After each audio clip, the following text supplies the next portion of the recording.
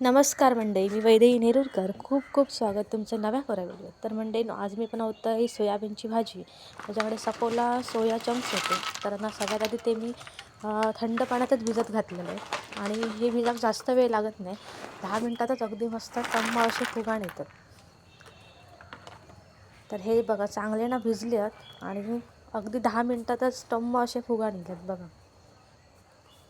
तर हे माझ्याकडे सफोलाचेच होते. तर मी तेच 2 पॅकेट घेतलेले आहे त्यातलेच, आणि तेच भिजत टाकलेले आहे. आणि थंड पाण्यात टाकूनसुद्धा ना मस्त असे भिजलेले. आणि जसे चांगले ते भिजले ना, तसेच मी ते असे पिळून घेतले चांगले. आणि त्याच्यातलं सगळं पाणी असतं ना, ते काढून टाकायचं असतं. पूर्णपणे पिळून घ्यायचे आणि काढून टाकायचं.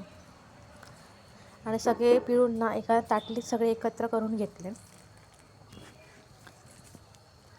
आणि ह्याची भाजीसुद्धा ना एकदम छान लागतात टेस्टला. आणि ते पिळून झालेले जे होते ना, ते नंतर त्याचे तुकडे करून घेतले. एकाचे 2 ते 3 असे तुकडे करून घेतले. त्यानंतर फोडणीसाठी कांदा, टोमॅटो आणि ह्यावरून टाकूसाठी खोबरा एवढंच लागतं. आणि एका साईडला गॅसवरती कढई ठेवलेले, तेल गरम करत ठेवलेले.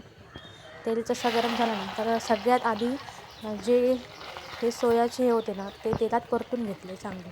कारण हे सगळ्यात आधी ना परतून घ्यायचे. आता ते जरा असे वेगळे लागतात चवीत, म्हणजे पूर्ण टेस्टच बदलतं भाजीची. त्यामुळे सगळ्यात आधी हे तेलात ना चांगले परतून घ्यायचे. हे बघा, हे चांगले असे तेलात परतून घेतले.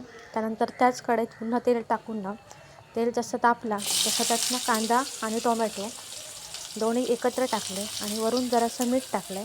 आणि कांदा टोमॅटो चांगले लालसर होईपर्यंत ना परतून घेतले.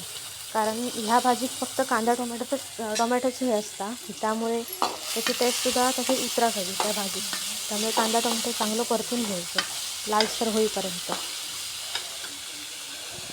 ते बघू शकता, इकडे कांदा चांगलं हे झालं. त्यानंतर त्यात थोडीशी हळद टाकले वरून. आणि त्यात आमचं घरगुती मालवणी जो मसाला असा, तो सुद्धा मी 2 चमचे टाकून घेतले.